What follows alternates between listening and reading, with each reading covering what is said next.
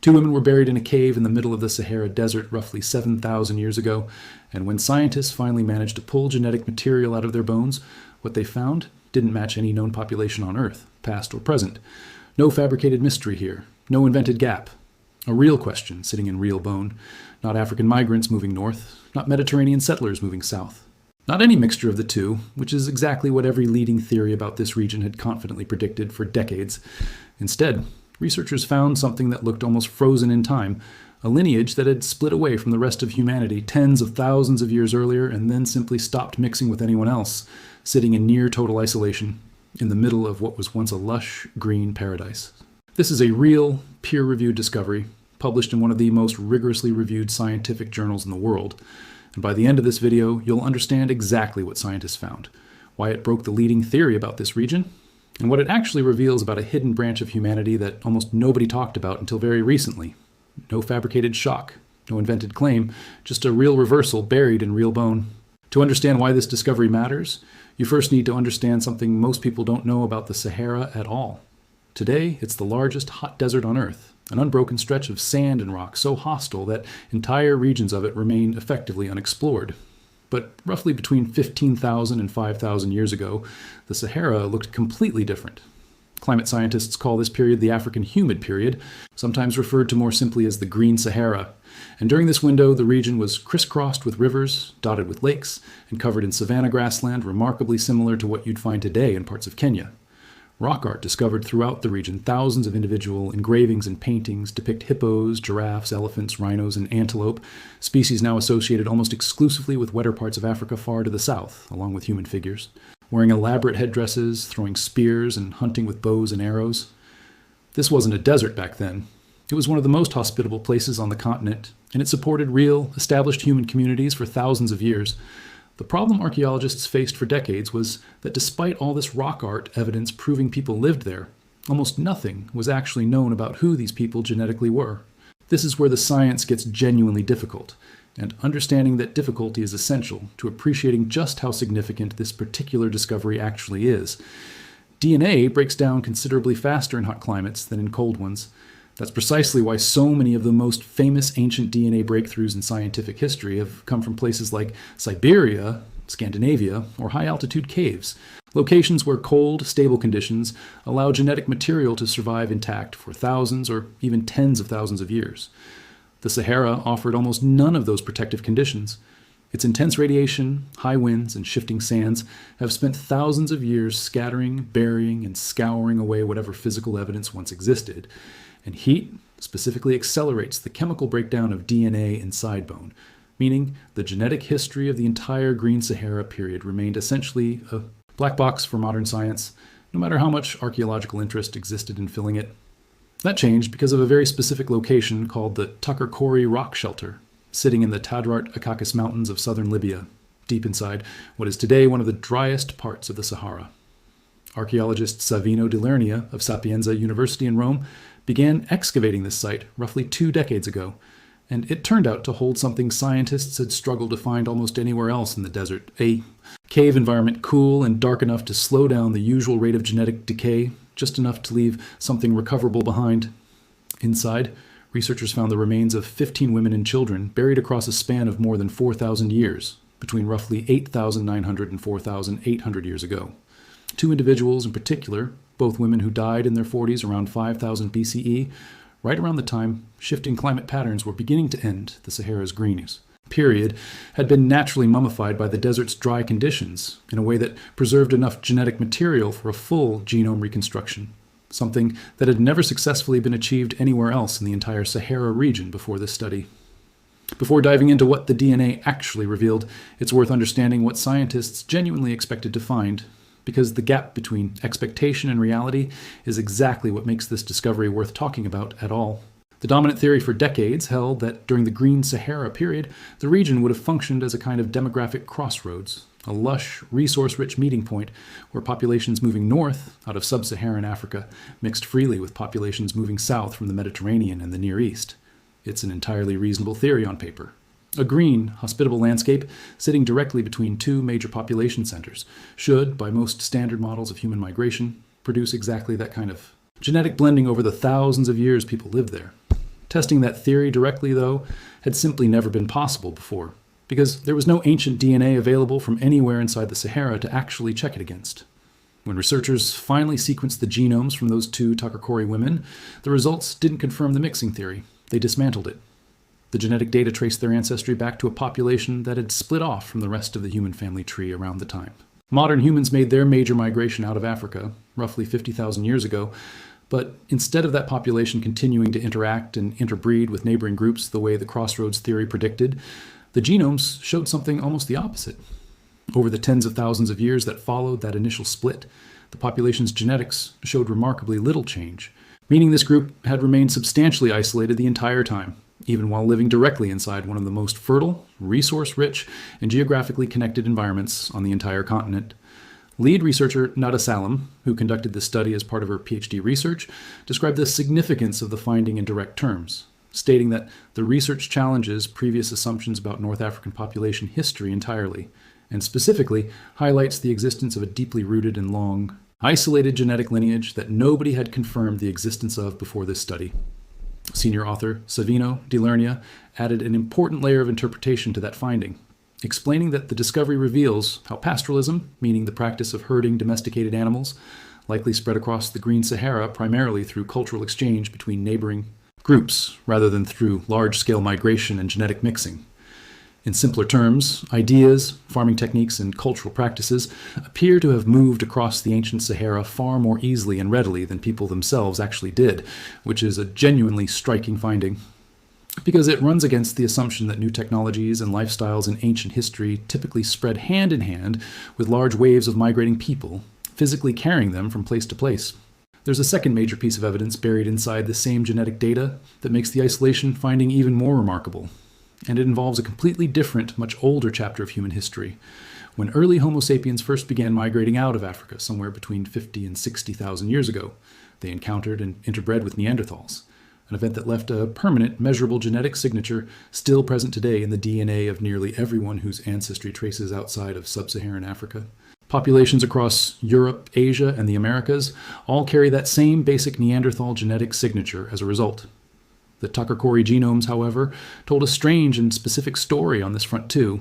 The individual with the best preserved DNA carried only a vanishingly small amount of Neanderthal ancestry, roughly 10 times less than what's typically found in populations outside sub-Saharan Africa today. That detail matters enormously, because it effectively rules out two competing explanations at once in a way that a less detailed genetic analysis never could have managed. If this population were simply typical sub-Saharan Africans who had migrated north into the Green Sahara, you would expect their Neanderthal ancestry levels to be close to zero, since sub-Saharan African populations were generally not part of the wave that mixed extensively with Neanderthals outside the continent.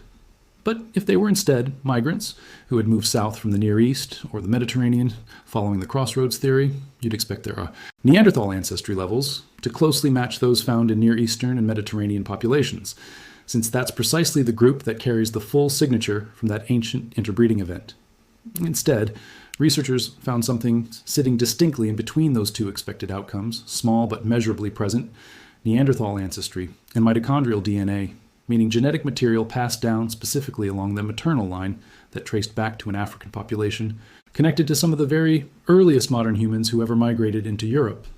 That combination doesn't cleanly match either of the two leading theories that existed before this study, which is exactly why researchers have started describing this population using a term borrowed from population genetics more broadly, calling it a kind of ghost lineage, a previously undocumented branch of the human family tree that split off early, survived largely on its own for tens of thousands of years, and left only these two genomes as its confirmed evidence. It's genuinely important at this point to step back and be completely honest about the limitations of this discovery, rather than presenting it as some kind of absolute, unquestionable final answer. Because responsible science reporting requires exactly that kind of caution. University of Oxford archaeologist Peter Mitchell, who was not directly involved in conducting this particular study, offered a clear and important note of caution when the research was published, stating plainly that, as exciting as this finding genuinely is, it remains difficult to be absolutely certain how much weight to place on results drawn from just two data points. He specifically raised the possibility that if researchers eventually managed to recover ancient DNA from additional burials elsewhere across the Sahara, the overall picture that emerges might turn out to be considerably more complicated than the clean, isolated lineage story that 2 samples alone can currently support. That's not a criticism that undermines the value of the discovery. It's simply an honest, necessary acknowledgement of how genuinely difficult and rare useful ancient DNA recovery from this specific region remains, and why serious researchers are rightly cautious about overstating conclusions built from a genuinely small initial sample size, however striking that sample happens to be. Alongside the genetic findings, the Corory site also produced independent archaeological evidence that adds meaningful context to how these people actually lived day to day, beyond the abstract question of their genetic ancestry. Researchers recovered pottery fragments from the site containing preserved milk fat residue, representing the oldest confirmed evidence of dairy farming anywhere on the African continent discovered to date. They also found some of the earliest known signs of wild cereal domestication found anywhere in Africa, indicating this community was actively experimenting with both animal husbandry and early plant cultivation techniques, well before many other regions of the continent adopted similar practices. Nearby cave walls are richly decorated with detailed rock art, specifically depicting hunting and herding scenes, visually confirming a community whose daily life revolved heavily around managing domesticated animals within a landscape that, at the time, would have looked far more like an East African savanna than anything resembling the Sahara Desert most people picture today. This discovery doesn't exist in isolation either, and understanding its broader context within recent Saharan archaeology genuinely strengthens, rather than weakens, the overall picture. Separate research teams working elsewhere in the Sahara have continued uncovering evidence that fundamentally reshapes how scientists understand this region's deep human history. In eastern Sudan's Atbai Desert, a different research team, combining archaeologists from Corory University, France's Hysoma Research Unit, and the Polish Academy of Sciences, used satellite imagery to identify over 260 large, circular mass burial monuments, some stretching up to 80 meters in diameter, dating to roughly the 4th and 3rd millennia BCE, right around the tail end of the same Green Sahara period. These enclosure burials, containing both human remains and domesticated animals, including cattle, sheep, and goats, arranged carefully around what appears to be a central higher status individual in many cases, provide independent evidence of exactly the kind of sophisticated, well-organized pastoral societies that the Corory genetic data suggests were living and adapting across this same broad region during that same general era. Separately, in Morocco, an entirely different research team working at Thomas Quarry near Casablanca uncovered hominin fossils dating back an extraordinary 773,000 years, offering new evidence relevant to understanding the deep evolutionary relationship between modern humans, Neanderthals, and Denisovans, and reinforcing Northwest Africa's broader significance across multiple distinct chapters of human evolutionary history stretching back far earlier than the Corory burials themselves.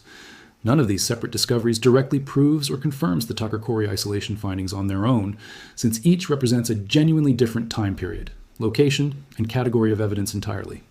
But taken together, this accumulating pattern of research consistently reveals the same broader theme playing out across the region again and again, that the Sahara's deep human history is dramatically more complex, more populated, and more scientifically significant than the empty, lifeless desert most people casually picture whenever they think about this part of the world today. So what does all of this actually mean, stepping back from the individual technical details and looking at the bigger picture this discovery reveals? For tens of thousands of years, a distinct branch of humanity appears to have lived largely apart from the rest of our species, adapting to a landscape that transformed dramatically around them. From a lush green savanna full of hippos and giraffes into the harsh desert we recognize today, all while remaining genetically distinct from virtually every other documented human population found anywhere else on Earth. They weren't isolated because the environment forced separation onto them through some sort of impassable physical barrier. If anything, the Green Sahara should have made contact and mixing with neighboring populations easier, not harder, given how resource-rich and geographically connected the region actually was during that specific window of time. And yet, the genetic evidence indicates they largely didn't extensively mix, for reasons scientists still don't fully understand and are actively continuing to investigate through further research. That unresolved mystery is precisely what makes this discovery worth paying close, careful attention to, rather than something requiring any invented drama or fabricated claims layered on top of the real science to make it compelling. This isn't a story about aliens, lost advanced civilizations, or hidden truths being deliberately suppressed by mainstream academic institutions. It's a story about honest, careful, peer-reviewed research finally managing to recover genuine information from one of the most scientifically difficult regions on the planet to study, and discovering that the true picture of ancient Saharan population history was considerably stranger and considerably more isolated than any of the leading theories confidently assumed for decades before this specific study became possible. Pulling this off wasn't easy, and the technical achievement here matters almost as much as the discovery itself. Ancient DNA usually hides inside a dense bone near the inner ear, protected from heat and bacteria. In hot climates, that protection rarely holds for thousands of years. Most attempts fail outright. Researchers dated the remains, then adapted sequencing techniques built mostly for cold climate DNA work in places like Siberia, stretching those methods to work on genetic material this degraded. Pulling two complete, usable genomes out of the Sahara wasn't routine. It was close to a first. 1,000 miles west of Corory sits another piece of this puzzle, Gobero in Niger's Sahara Desert. Paleontologist Paul Sereno stumbled onto it while hunting dinosaur fossils in the early 2000s, and found something else entirely, layer after layer of human burials stretching across thousands of years around what was once a freshwater lake. No DNA has been successfully pulled from Gobero yet. The preservation conditions are even harsher there than at Corory. But the sheer density of burials confirms the same basic story. This region was genuinely, densely inhabited for millennia. Archaeologist Boubé Adamou notes that seasonal winds keep exposing new bones every year, meaning Gobero still has more to say, evidence that could either confirm the isolated lineage story or complicate it. Understanding why this kind of isolated population could even exist for tens of thousands of years, despite living inside a lush, resource-rich environment that should have encouraged mixing with neighbors, also connects to a broader pattern researchers have increasingly documented elsewhere around the world. Genetically isolated populations, groups that remain measurably distinct from their geographic neighbors, despite having no obvious physical barrier separating them, have now been documented in several other regions through similarly rigorous ancient DNA studies. Some researchers studying these patterns have proposed that social customs, specific marriage practices favoring partners from within an existing community, language differences, or simply strong cultural identity and tradition can function as a kind of invisible barrier to genetic mixing, one that's just as effective at preventing large-scale interbreeding as a mountain range or an ocean would be, even when the physical landscape itself presents no obstacle whatsoever to travel and contact between groups. If that explanation holds up under further research, specifically for the Corory population, it would suggest the isolation documented here wasn't accidental or forced by circumstance, but was instead an active, sustained cultural choice maintained deliberately across an extraordinarily long span of human generations. No wall kept these people apart, no ocean, no mountain range. Nothing physical stood in the way. Whatever kept this lineage separate for 50,000 years, it was a choice, not a cage. It's also worth directly addressing why a discovery like this one matters beyond simple historical curiosity, because it genuinely does reshape a meaningful piece of the broader scientific picture of human migration out of Africa. Most existing models describing how modern humans spread across the world after leaving the continent roughly 50 to 60,000 years ago have historically focused heavily on population movements through the Levant and the Arabian Peninsula, treating North Africa and the Sahara specifically as a comparatively minor, poorly understood side note in that larger story, primarily due to the historic absence of any recoverable ancient DNA evidence from the region. The Corory findings directly challenge that framing, demonstrating that North Africa hosted deeply rooted, independently evolving human populations for tens of thousands of years, populations that remained genetically distinct enough to be clearly identifiable in the genomic record today, rather than functioning merely as an empty corridor that people simply passed through on their way to somewhere else. That reframing alone represents a meaningful shift in how the deep human story of the African continent gets told and understood by researchers moving forward. To be completely clear about what still remains genuinely unknown here, because responsible accuracy matters more than a satisfying, fully resolved narrative. Researchers don't yet know exactly how widespread this specific isolated lineage was across the broader Sahara region, whether it represented a single unified population or several separate, similarly isolated groups scattered across different oases and water sources, or precisely when and why this pattern of genetic isolation eventually broke down as the Sahara dried out and forced surviving populations to migrate, adapt, or disperse entirely. These aren't small gaps. They're the honest edges of what two genomes can actually tell you. Answering those remaining questions will require exactly what Peter Mitchell specifically called for: additional ancient DNA samples recovered from other sites scattered across the Sahara, A genuinely difficult and slow undertaking, given how rare successful genetic preservation in this specific environment actually is, but one that multiple research teams are now actively pursuing as a direct result of the successful methodology first demonstrated at Corory. Take a moment to actually sit with the scale of what's being described here before we wrap up, because it's easy to let a number like 50,000 years pass by without fully registering it. That's roughly 10 times longer than the entire span of recorded human history. Longer than agriculture, longer than cities, longer than writing itself, all spent by one population largely apart from the rest of humanity. Inside a landscape that transformed completely. Around them, not once, but repeatedly, as the Green Sahara cycled between lush savanna and hostile desert across multiple distinct climate periods over that same span of time.